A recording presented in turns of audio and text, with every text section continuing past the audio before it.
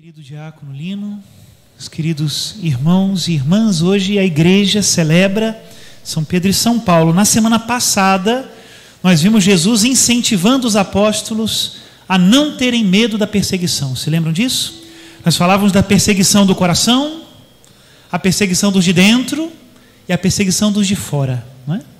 E hoje, continuando de alguma maneira essa meditação apostólica, celebramos e vamos refletir sobre São Pedro e São Paulo, esses dois grandes heróis da fé.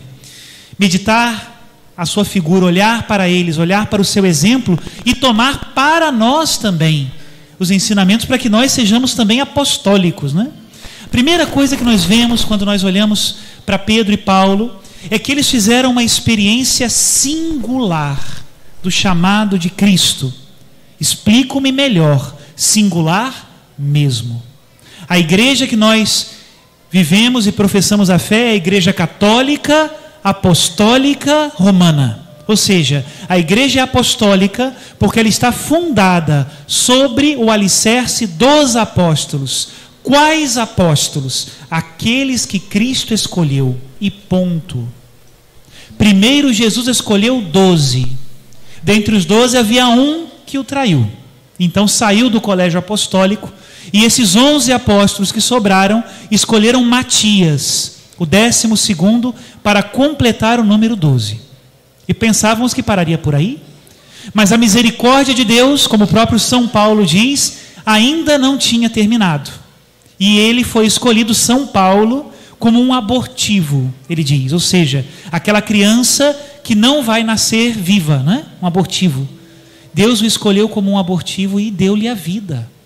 Aqueles que ninguém podia imaginar que seria um apóstolo, foi escolhido por Cristo como apóstolo, o menor de todos. O seu nome antes era Saulo, que significa grande. Mas quando ele se converteu, de repente quis ser chamado de Paulo, que significa pequeno. Ele é o último dos apóstolos. E o primeiro de todos, em todas as listas, é o apóstolo Pedro, que nós vimos hoje aqui no Evangelho. Sobre ele cai uma promessa: sobre ti edificarei a minha igreja. E esses dois apóstolos, Pedro e Paulo, derramaram o seu sangue por Cristo na cidade de Roma. O martírio os uniu, a fé em Cristo os uniu, a vida cristã de discípulo os uniu. E é por isso que nós o celebramos juntos. A tradição coloca isso de um modo muito bonito, dizendo que, apesar de terem morrido, serem martirizados, né, em anos diferentes, foram os dois martirizados no dia 29 de junho. Nós não sabemos se isso é uma verdade histórica, mas é uma verdade de fé no sentido de que, de fato, os dois tinham essa unidade no apostolado, de derramarem o sangue na mesma cidade de Roma, de pregarem o mesmo Cristo, de terem o apostolado como seu coração, não é? Muitas vezes, quando nós ouvimos pregações sobre São Pedro e São Paulo, parece que o acento é colocado na diferença. Pedro era um rude pescador. Paulo era um erudito que estudou na escola de Gamaliel. Pedro pregou o evangelho aos judeus. Paulo pregou o evangelho aos pagãos. A gente está sempre vendo as diferenças, né? E eu penso que, sinceramente, nós não temos que focalizar hoje na reflexão as diferenças, mas aquilo que os unia, aquilo que os tornava os dois apóstolos de Cristo. Do mesmo modo, também, às vezes, nas pregações, se enfatiza muitos pecados de Pedro e Paulo. Pedro era um pecador, negou Jesus 3 vezes, não teve coragem de defender o mestre, quando o mestre mais precisava. Paulo também era um pecador, perseguiu a igreja de Deus, ele mesmo diz, e por isso o último dos apóstolos, porque perseguiu a igreja de Deus. Só que não adianta enfocar nos pecados deles. Os pecados dos apóstolos nos consolam um pouco, né? Porque se Jesus é dono de uma fábrica de reciclagem tão boa, que transformou Pedro e Paulo em santos, eu também tenho esperança. Isso sim. Agora, os pecados não são para serem imitados, né? O que é para imitar em Pedro e Paulo? As virtudes. Então vamos fazer isso. Enfocar hoje naquilo que os une, na virtude que os torna apóstolos de Cristo, não é? Muito interessante o evangelho de hoje, porque no evangelho de hoje Jesus coloca as coisas exatamente no seu lugar. Se a gente quisesse resumir a mensagem, né, de quem dizem os filhos, os homens, né, quem dizem os outros, que é o filho do homem, qual seria o resumo? Os homens dizem que o filho do homem é um profeta. Diz ali o evangelho, né? Uns dizem que é João Batista, outros dizem que é Elias, outros que é Jeremias ou algum dos profetas, ou seja, tudo profeta. A opinião comum diz que Jesus é mais um profeta, mais um que veio, né? E Jesus coloca as coisas no lugar, mais um profeta não. E vós, quem dizeis que eu sou? E Pedro, em nome da igreja, professa uma fé verdadeira. Tu és o Messias, o Filho de Deus vivo, ou seja, não é um profeta, mas é aquele que foi pregado pelos profetas, não é? E ele mesmo, agora Pedro, é enviado como profeta. Não foi a carne nem o sangue que te revelou isso, mas o meu Pai que está nos céus. Ou seja, quem é aquele que carrega uma palavra que vem do céu? É o profeta.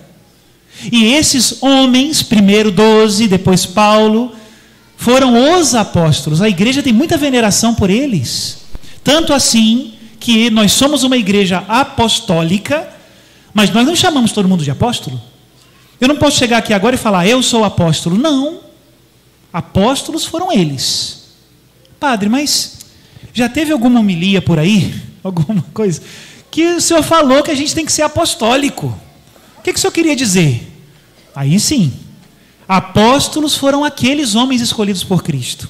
Nós precisamos ter espírito apostólico, coração apostólico, desejo apostólico, vontade, né, de levar a mesma mensagem de Cristo. Mas isso não significa que nós somos apóstolos? Chegamos então agora na homilia. Olhar para os apóstolos, Pedro e Paulo, e descobrir o que neles nós podemos imitar para sermos apostólicos. Eu tenho usado, desde a semana passada, e pretendo fazer isso nas próximas missas, eu tenho usado a própria liturgia da missa para tentar explicar as coisas, não é? Pois eu encontro as 3 coisas necessárias para um apóstolo na mesma liturgia da missa. Em primeiro lugar, aquilo que nós fazemos quando nós chegamos e começamos a Santa Missa. O apóstolo, a apóstola, né? Aquele que tem espírito apostólico, deve ser uma alma de oração e de penitência. Essa é a primeira coisa. Começamos a missa pedindo perdão dos nossos pecados e nos confiando a Deus pela oração inicial. Segunda coisa, uma alma apostólica deve ser uma alma de palavra e de profecia. É o que nós agora estamos fazendo. Ouvimos a palavra de Deus e agora a homilia é uma prolongação, não é? Prolongamento desta palavra. Palavra e profecia. E por último, uma alma apostólica deve ser uma alma de serviço e caridade. É justamente o que acontece no final da missa, quando nós somos enviados, né? Ide em paz e que o Senhor vos acompanhe. Não é o Senhor vos acompanhe para vocês guardarem na gaveta, né? É o Senhor vos acompanhe para vocês darem testemunho de misericórdia e serviço. Senão não é apostólico, né? Vamos meditar então essas 3 coisas. Comecemos pela oração e penitência. Os queridos irmãos e irmãs, os apóstolos eram homens profundamente orantes e profundamente penitentes. Leiam os Atos dos Apóstolos.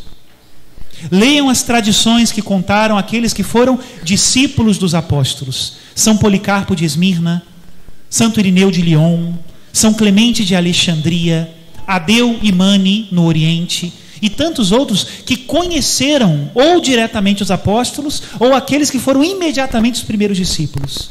E vocês vão ver homens de oração e penitência profunda. Por quê?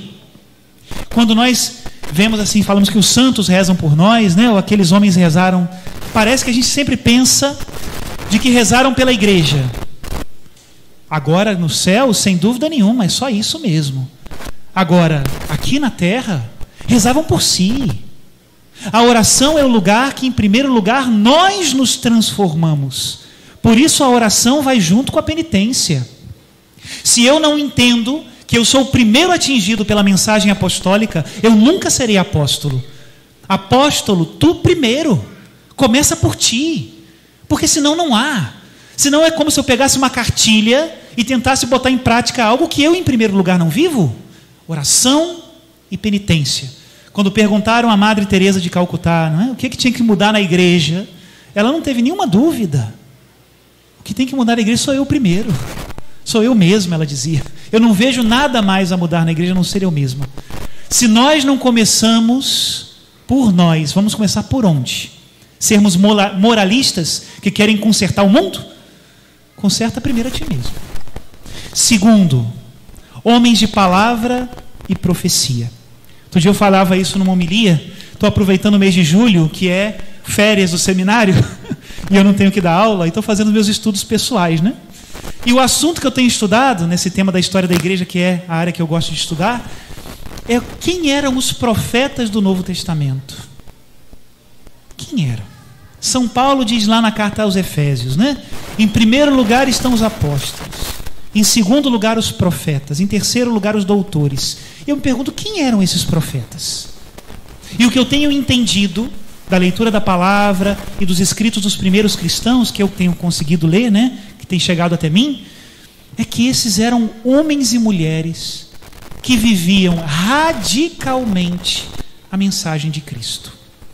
Não estavam na hierarquia, não eram bispos, padres, papas, mas eram homens e mulheres tocados pela graça de Deus de tal modo que mudavam o rumo da igreja. Esses são os profetas. A história teve muitos. Se lembram daquele pobrezinho lá de Assis, que um dia Deus disse para ele: não vês que a minha igreja está em ruínas? Vai e reconstrói a minha igreja. Francisco não era padre, não era papa, não era bispo, e influenciou mais a igreja do que todos esses. A mesma coisa Santa Teresinha do Menino Jesus, Santa Catarina de Sena, Santa Teresa de Ávila. O cura de Ars era padre, sim, mas sem dúvida ensinou os padres a serem padres com mais força do que muitos bispos. Os profetas têm essa força, é a nossa missão. Muito interessante hoje a primeira leitura, que fala que Pedro tomou, o anjo disse, né, toma teu cinto e a capa. Procura na palavra de Deus qual é o primeiro lugar onde aparece cinto e capa. E você vai encontrar no profeta Elias. Pois é, um profeta. Os apóstolos, além de serem apóstolos, também eram profetas. E em terceiro lugar, misericórdia e serviço. E aí está Cristo como nosso exemplo. Se eu quero ser uma alma apostólica, eu não posso ser indiferente. Eu não posso ser fechado em mim mesmo. Como é que Jesus Cristo disse no Evangelho? Nisto todos conhecerão que vós sois os meus discípulos, se vos amardes uns aos outros. Vamos repetir isso? Nisto todos conhecerão que vós sois os meus discípulos, se vos amardes uns aos outros. E também disse no Evangelho que vendo as vossas boas obras darão glória ao Pai que está no céu. Uma alma apostólica é uma alma de oração e penitência, sem dúvida. Nós somos uma usina de reciclagem de nós mesmos, com a graça do Espírito Santo. Uma alma apostólica é uma alma de palavra e de profecia, testemunho. E uma alma apostólica é uma alma de misericórdia e de serviço. Que o Senhor nos ajude a vivermos bem essa missa, que é a nossa vida. Aqui é uma espécie de resumo, mas a minha vida precisa ser uma missa. Que o Senhor nos ajude. Louvado seja nosso Senhor Jesus Cristo. Hoje no Evangelho nós vimos que a profissão de fé de Pedro foi uma resposta. Jesus perguntou e ele respondeu. Também agora, nessa profissão de fé, que seja a nossa resposta. Professemos a nossa fé. Creio em Deus, Pai Todo-Poderoso, Criador do céu e da terra, e em Jesus Cristo, seu único Filho, nosso Senhor, que foi concebido pelo poder do Espírito Santo, nasceu da Virgem Maria, padeceu sob Pôncio Pilatos, foi crucificado, morto e sepultado, desceu à mansão dos mortos, ressuscitou ao terceiro dia, subiu aos céus, está sentado à direita de Deus Pai Todo-Poderoso, donde há de vir a julgar os vivos e os mortos. Creio no Espírito Santo, na Santa Igreja Católica, na comunhão dos santos, na remissão dos pecados, na ressurreição da carne, na vida eterna.